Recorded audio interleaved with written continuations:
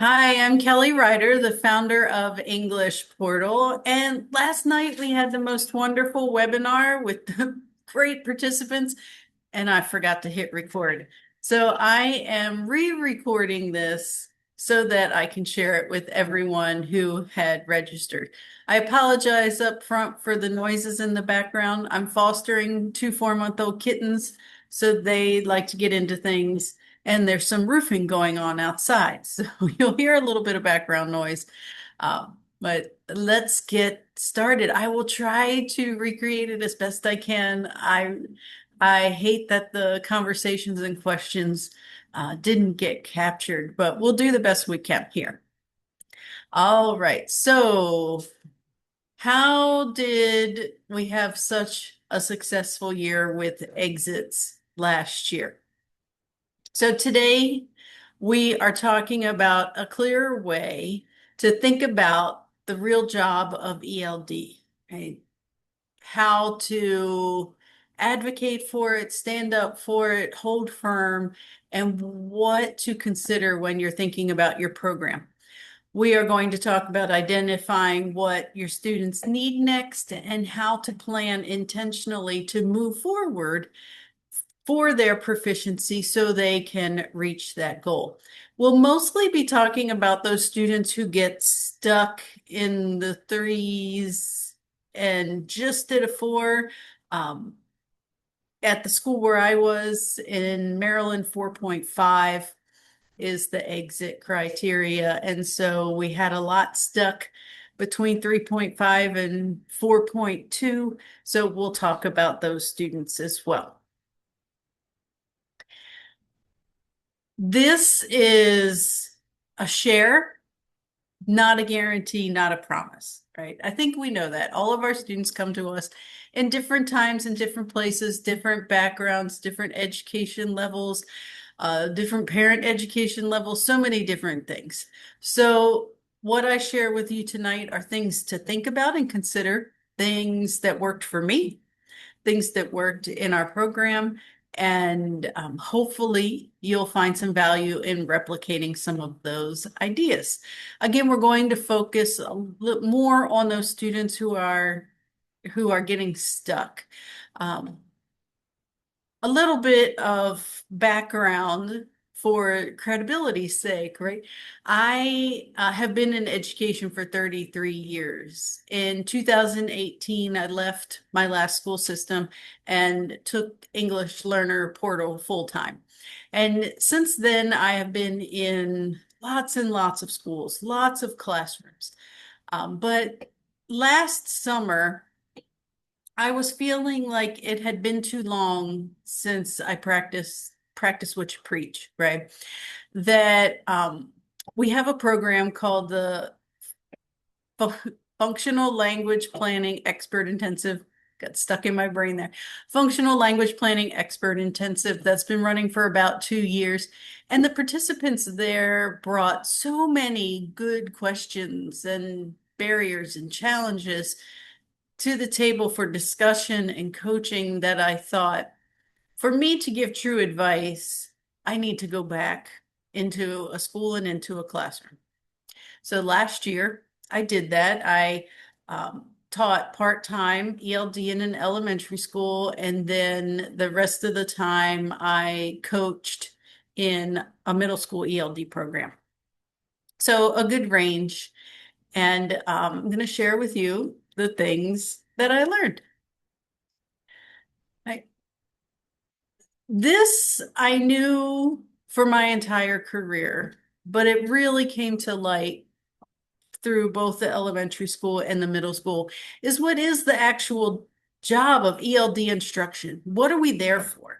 Right? A lot of your colleagues are wondering, like, how's your job different than mine? What are you supposed to be doing?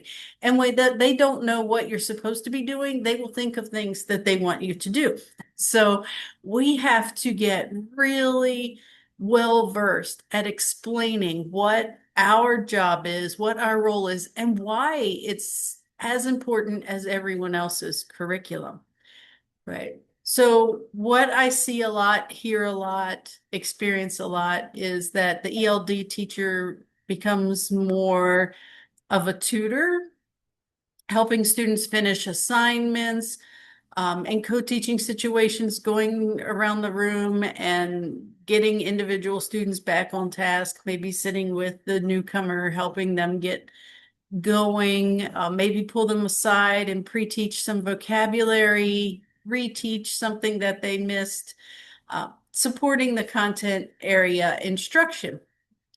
What I don't see much of is an English language development objective in mind and being a focus of the instruction. Um, that's all helpful, but language development happens slowly if there's not direct instruction. So yes, students are learning English every day, no matter what kind of program they're in, even if they don't have an ELD teacher, they are learning English.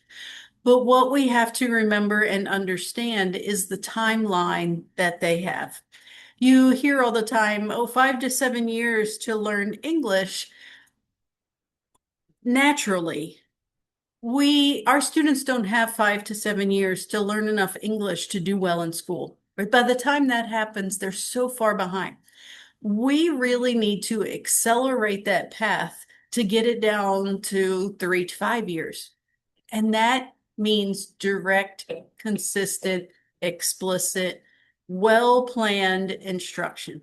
If you want to move their language in the time frame we need for them to be successful in everything else in school, you have to dedicate the time and the expertise for that student. And that's just the bottom line. What do you want their timeline to be? That's how you decide what kind of program you're going to have. It is really that simple. So let's take a look at a little bit of data. These aren't all of the students, of course, but I pulled out a section.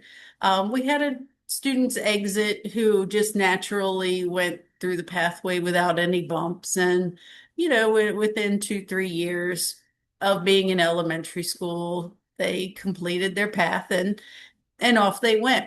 And I love that. That we do very well. What we get stuck on is when we get to fourth grade, fifth grade, and we're getting tiny bits of growth or regressions. What I see with the middle schoolers that I was working with is they've been stuck at the same place since fourth or fifth grade. Now, of course, they need to do more to maintain that score, but they're still trying to get to that exit score. So if we take a look at the last blue column here, this is their 2025 overall proficiency, right? They're not in bad shape. But this is where we get complacent and we put we'll put our higher students, our higher intermediate students into the co-taught classrooms, and we'll only pull out our beginners. There's some validity to that, but what happens when that co-taught classroom does not contain explicit ELD instruction, this is where our students stay, right? They maintain a small amount of growth every year because they are exposed to the classroom and instruction and all of that, but they are not making the large steps that they need to reach proficiency because that goal keeps moving on them.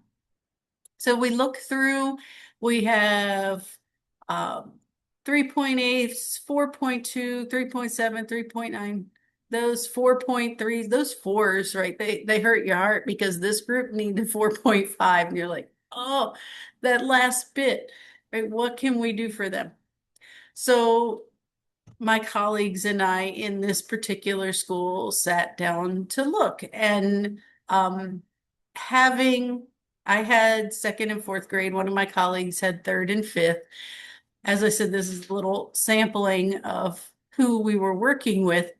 And we looked at the data, and I decided for my group that their speaking and writing right? Not a surprise, speaking and writing. But that my primary focus would be on the writing outcome, but that I would get to that through speaking. So we know that in language development, we take what students can already do and build on that as their platform, their foundation.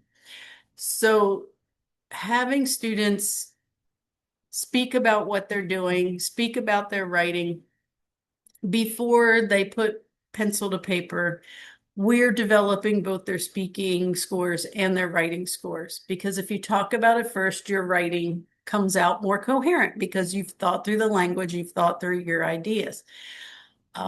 My colleague decided she was going to take the speaking and reading route because that's where her students were a little lower with the 2.6s in the fifth grade in reading.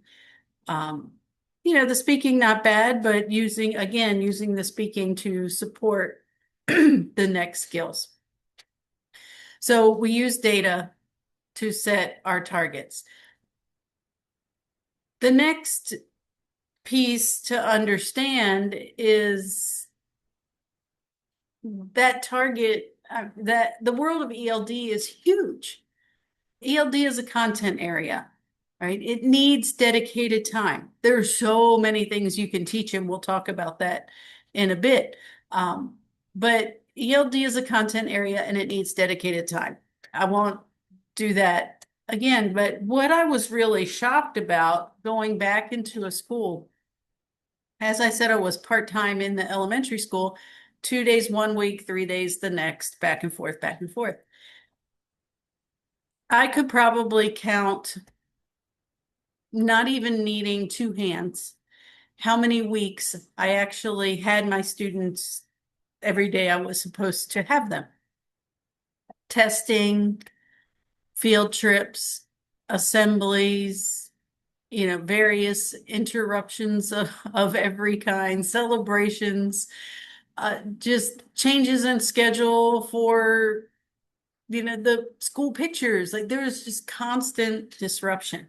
I feel like if I had them all the time I was supposed to have them, we would have blown it out of the water because we really had really a minimal instructional time. But by the time we got through all the schedule changes, our program was a full pull-out program. And yeah, I don't necessarily believe that you have to have pull-out to be successful. You have to have dedicated ELD time. That's easier with a pull-out, but it can happen in a co-teach situation. Um, you need that protected time.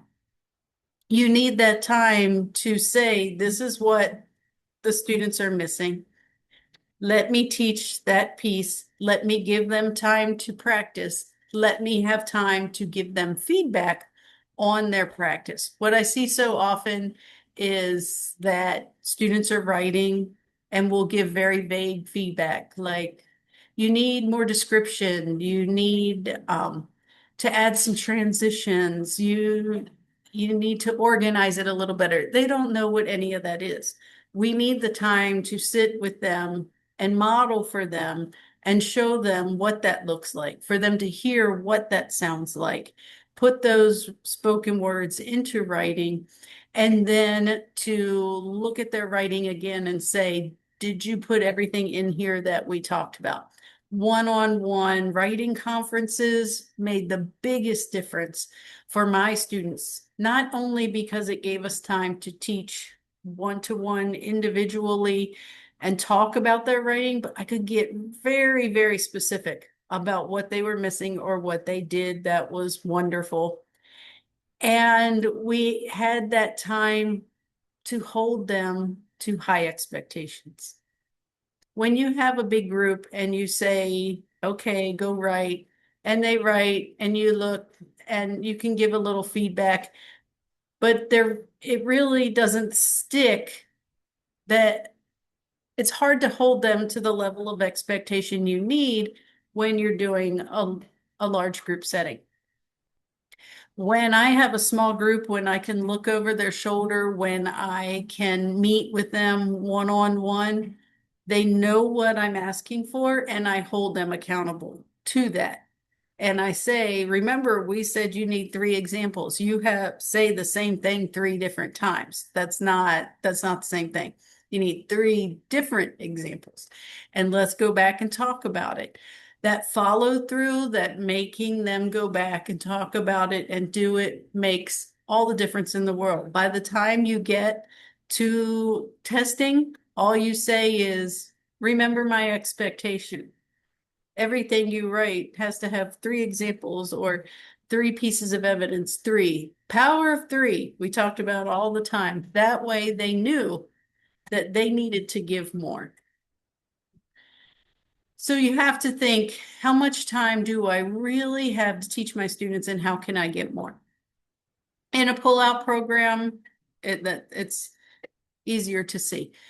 In a co-teaching program, it is possible. You need to negotiate with your co-teaching partner that will there be time for small groups? Will there be a time during when students are working independently that I can pull one at a time and have those conversations, or I can pull a small group of 4 or 5 together to another location or to the side of the room or something like that to have direct instruction. I think that kind of model is good for all students, ELD or not. And the more, it's one thing I was working on with the middle school, small groups. We don't need to abandon small groups in elementary school. Keep them in middle school because the students are stretching even wider in their gaps of what they know and what they can do. So small group focus will get you so much further, and your students will be so much more engaged. You have to find that time. You have to negotiate that in your co-teaching pairs. All right. Your content supplies the context, right? Our content area instruction is very important, and I don't ever want anybody to think that I'm downplaying that part. It is very important. And as ELD, we need to be a part of that, and we need to support that. But the best way for us to support content area instruction is to teach the children the language that will give them access to that instruction, that will help them participate in that instruction.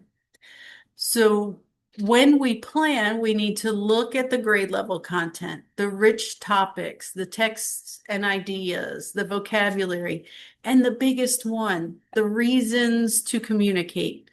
Our students need a reason to communicate if you want them to produce exit-worthy speaking and writing. They need a good reason.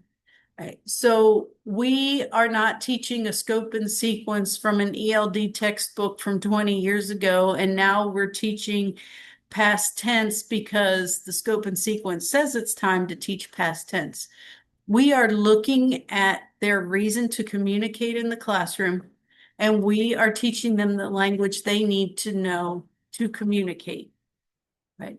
When we can help each other understand that the content teacher understands that you are working hard to teach them the language they need to be able to do what he or she is asking them to do in the classroom, then that respect can grow and that cooperation will grow.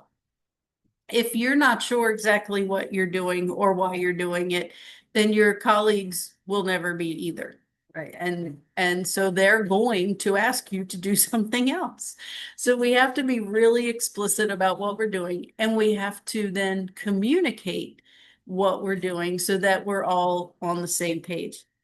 You have to be very familiar with your data, and you have to look at a lot of formative assessments along the way. And it doesn't have to be, I know the bad word assessment. I'm saying writing samples or setting the stage for a class discussion or partner talk.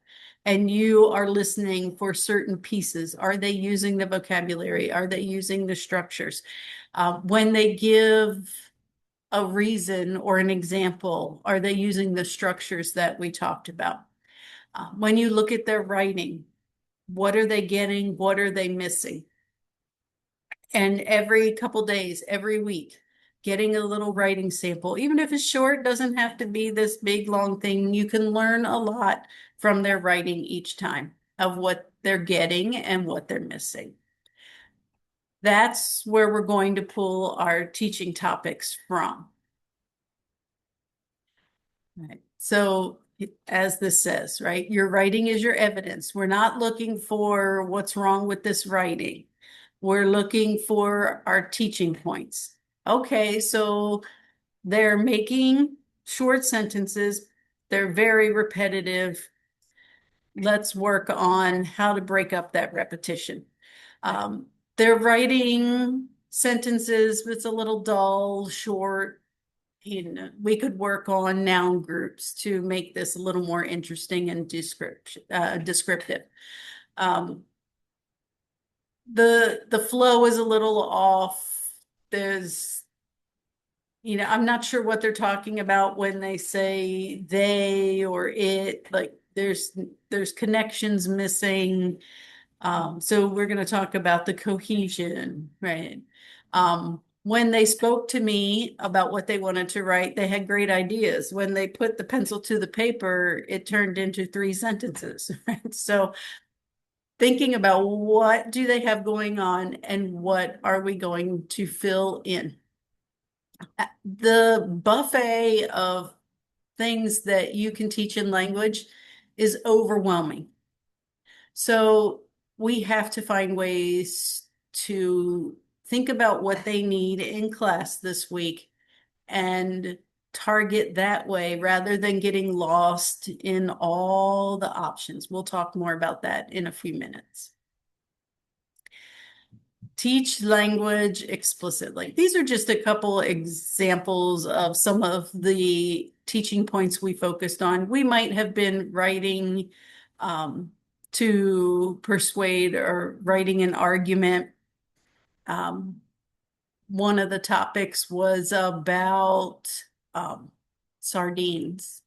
All right, are sardines good or not good? Right. And so we can write an argument. We can look at what the content area teachers expect in an argument, and then we look at what we expect in their written response, and we can teach different things. For that particular writing assignment with me, we were working on cohesion because their sentences, and we were working on replacement because their sentences were sardines are, sardines are, sardines are, sardines are also, sardines are also. All right, perfect. I know what I want to teach now. I want to teach them how to take this and say the same thing without saying sardines are at the beginning of every sentence. Right? And they have fun with that. And there's fun ways to do that. And you can cut it up and turn it around and you can replace it and all kinds of things. They had some really fun writing with that particular thing.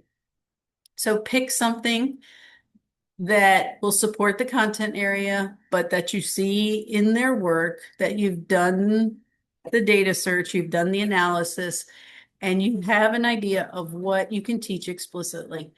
And then go back to, you need that dedicated time. You're not going to be able to teach cohesion strategies if you spend the entire class period in the content area instructional flow and you don't ever take that special moment for ELD.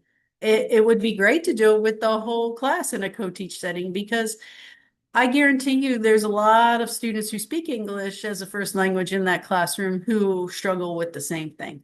But you have to have that dedicated time to teach these pieces, or we're not going to get past that 4. That we're going to be stuck. We're going to be stuck at 3s because without these additions, that's a 3. All right, this is a pretty simple example, but just, a focus on noun groups. How do we get more descriptive that, talk about sentence patterning, things like that. Explicit. If I just say, the dog chased the car, okay, but tell me more about that. Make it more exciting. Make me feel like I'm there and they just kind of look at you. So you can teach some structures. You can do some sentence patterning, like, add in a descriptor, two descriptors here, then add this, then add, you can show them how to make it more interesting. You model together through collaborative writing. We're going to write some examples together, take your ideas, the basic ideas, and then we'll play with them together to make these wonderful collaborative sentences or paragraphs.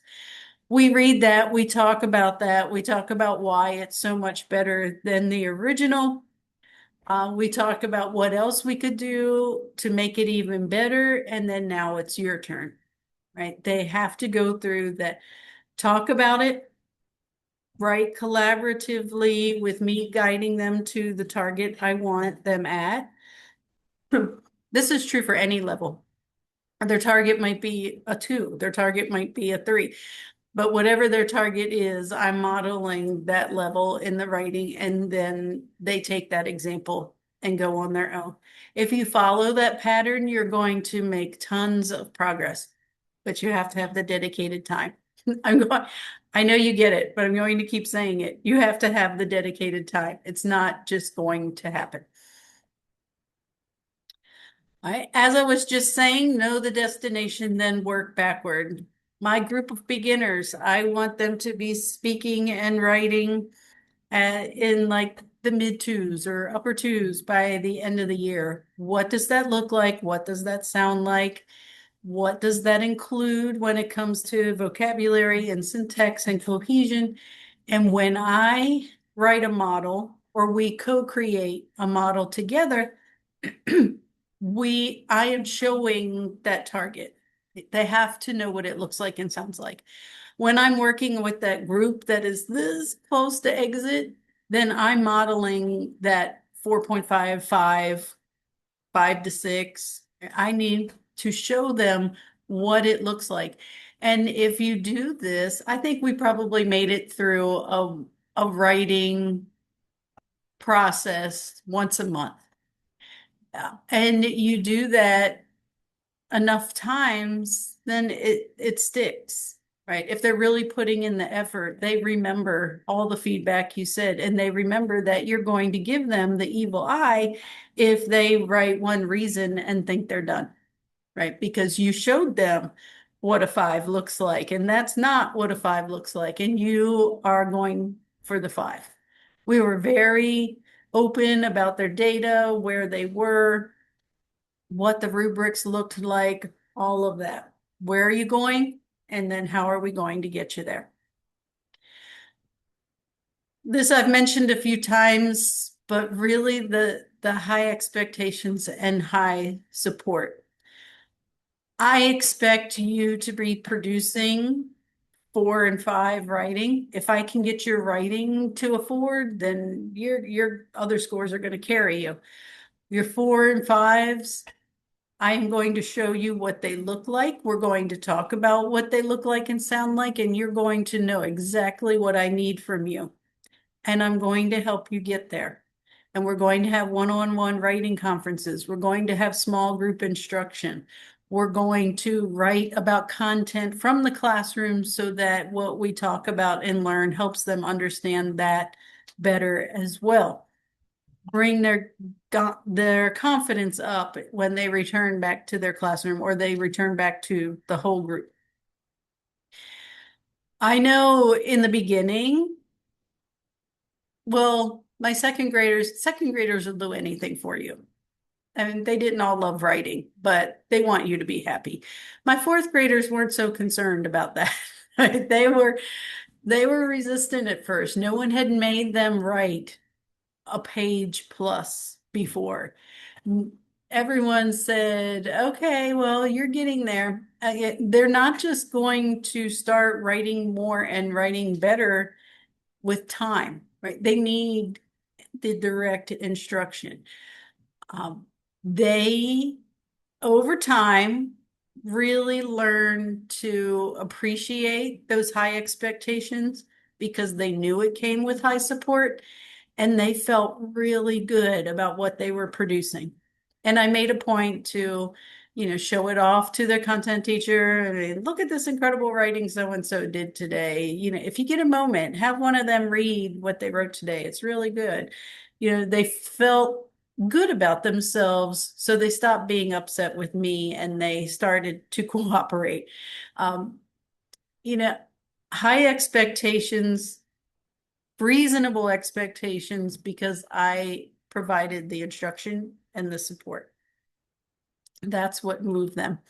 I think time, dedicated time, and knowing your target and keeping them to the high expectations, no excuses, no, this is better than the last one, no, okay, maybe next time, we're going to do this, and they will.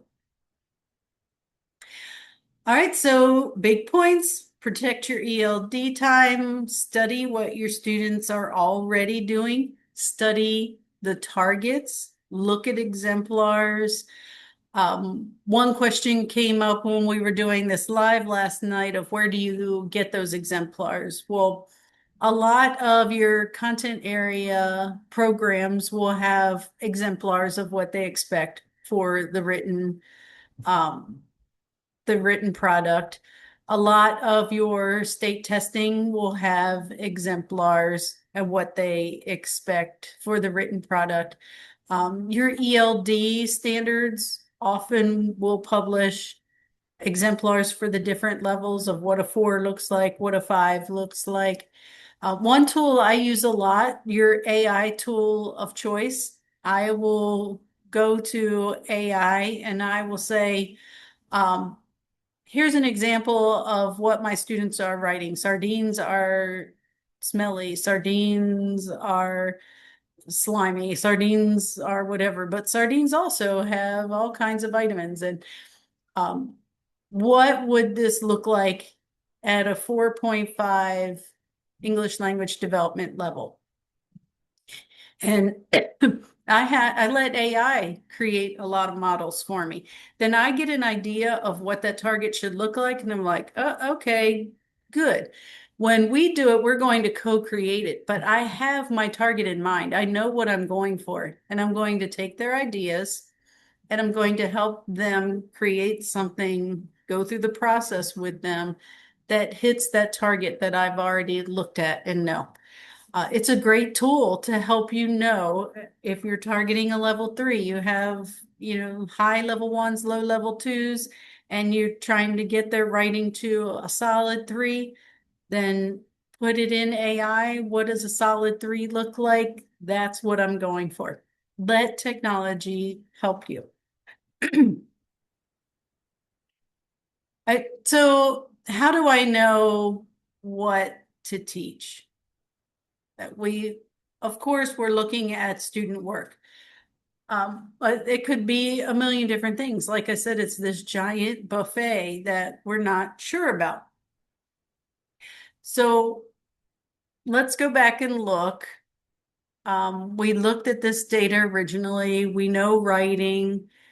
The first thing I do is being the two school systems where I was working were Maryland and Virginia. Both of those are WIDA states.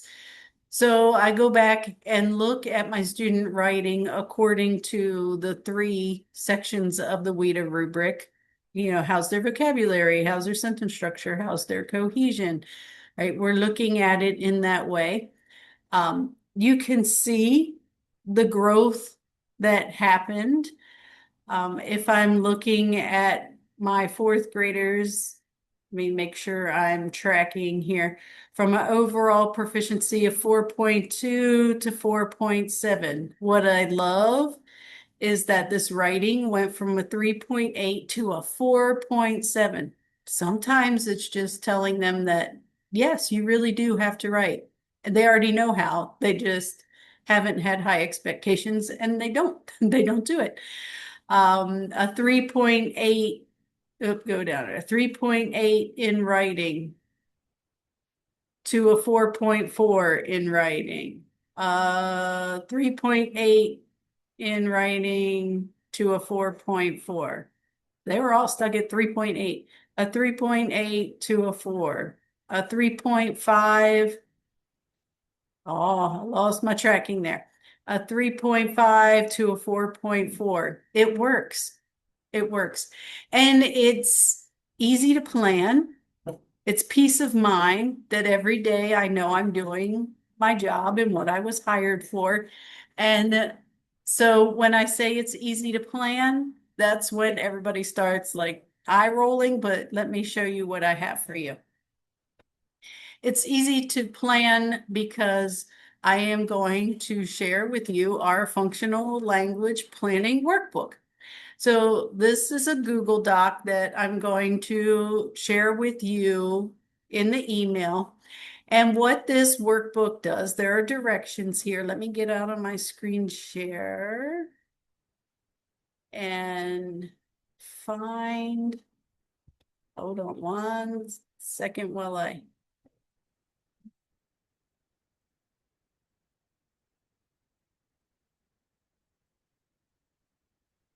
how do I get out of here?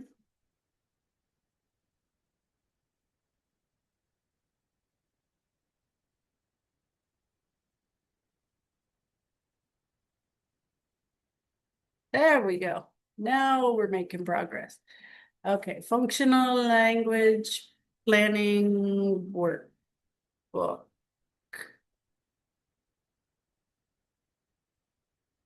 There we go. All right. Thank you for your patience on that one. All right, so our functional language planning workbook, you have this link. There are some directions here. I won't read them to you. I'm sorry, it's on another screen for me, so I'm looking away there.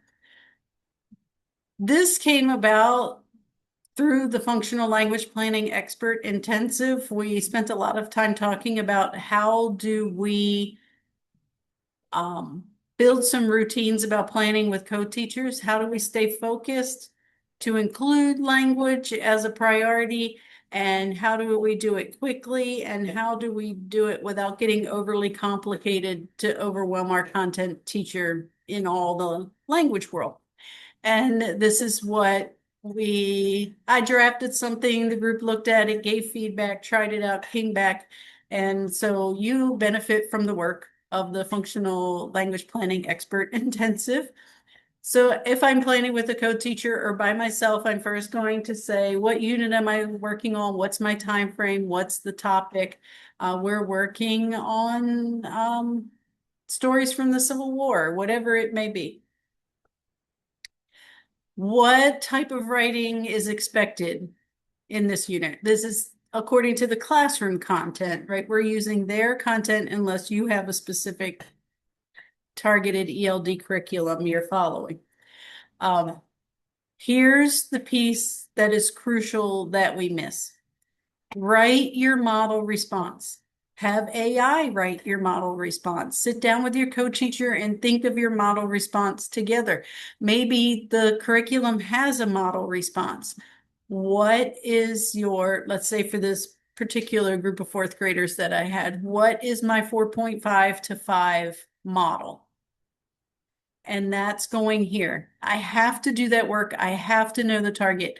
What I realized at the end of the year in the middle school where I was coaching is that there was so much progress made, but folks were unsure of how to get to the end goal because they were unsure of what the end goal actually looked like. So there's our focus for the year coming up is really working on those targets and what they are and what they include and what's in them, how to look at it and analyze the language.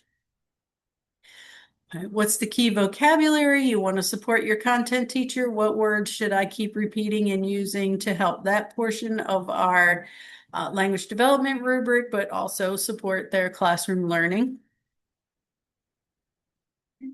Then this is a piece when you plan with a co-teacher that's great embedded professional development for your co-teacher. What language function will we use? Will we be analyzing, citing evidence? Are we working on descriptive? Are we Doing compare contrast. Are we justifying? Are we arguing? Like what are we doing with language?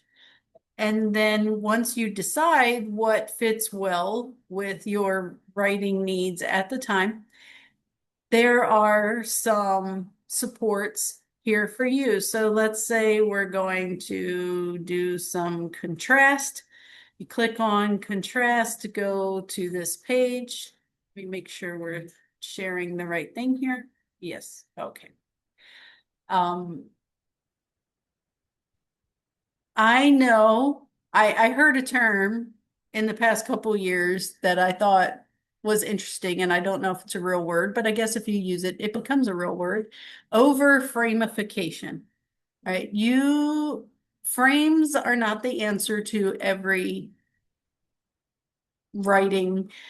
We worry about supporting too much, of giving a crutch. If they don't know how to write without a frame. If they don't know how to write without a frame, then they need the frame to start with. And then when they build and gain confidence through time and explicit instruction, then we can take that frame away because they've practiced it enough times that they get it. So we're supplying some frames to get you started. One thing that I want you to notice with the frames is that they're leveled.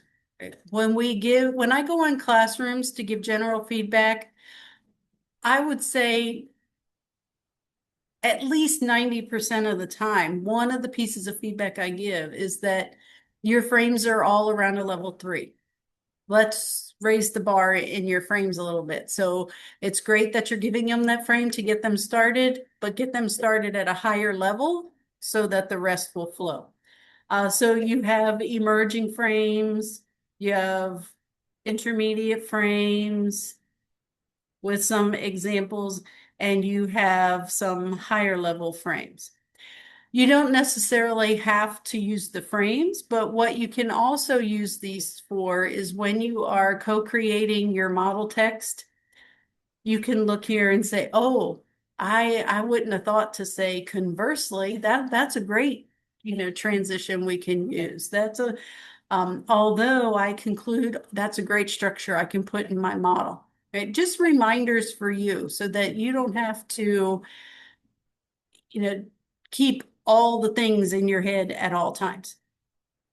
All right, so that is part of the planning workbook.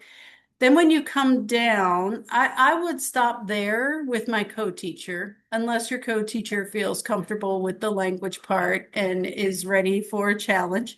This next part is the ELD teacher part. All right, and this I'm going to continue to work on and grow. But what could I be teaching in language features to help move them along? How do I teach expanded noun groups? How do I teach verb groups? How do I teach cohesion, substitution, conjunctions, lexical cohesion? What is that and what do I do with it? So lexical cohesion, you go here, what it is, why it matters, what to notice, and an example of what that would look like in the classroom. And then you say, aha. That gives me an idea. So I hope to continue to build this resource with the help of all of you. I'd love for you to use it and try it. I would love for you to send me notes or use the comment button on the file to leave your notes about what worked well, what didn't, what's missing that we need to add. I would love to continue to grow this with your support. And so let me come back here.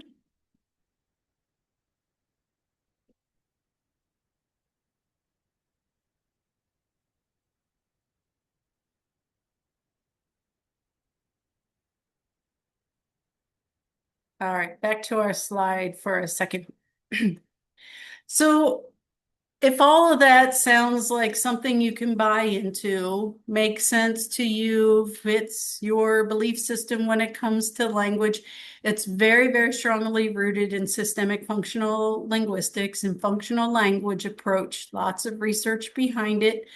I've spent a good amount of time working with Dr. Ruslana Westerland, who is on her own now as a consultant, but is a former WIDA researcher and was a lead in writing the last round of WIDA development standards and supporting resources. So we've had guidance from very knowledgeable folks in developing what we have going on. I mentioned our functional language planning expert intensive a few times. We've had 5 groups go through that program where we're really working on learning about systemic functional linguistics and that approach and functional language. It's a little bit higher level. So when in talking with folks, people were asking for what's a step one? Like, what can I do before I decide to take on the functional, the expert intensive?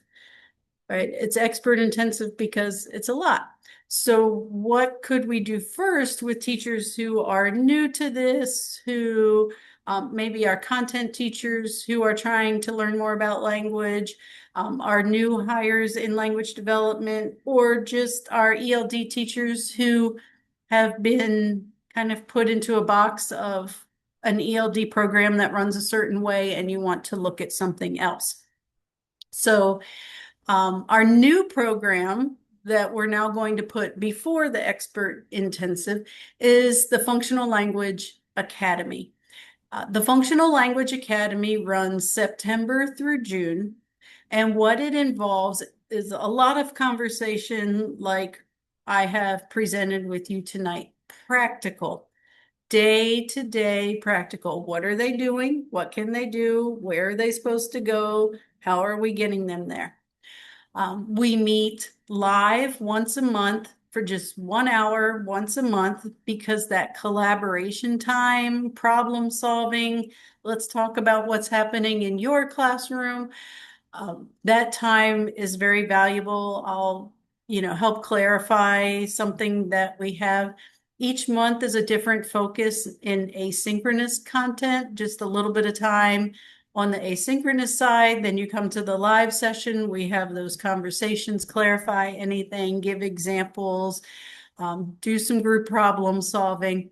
And then you have one-on-one with me coaching time, 15 minutes, 30 minutes. Sometimes they went for an hour if we really got into a conversation. It's led by you. You pick the topic, you tell me what you want to talk about, what you want coaching on. Some of the conversations were instructional. Some were, can you help me with my relationship with my co-teacher? Or can you help me organize my thoughts to speak to my administration? Whatever it may be, it's your coaching time. Once a month, you set up the date and time that happens.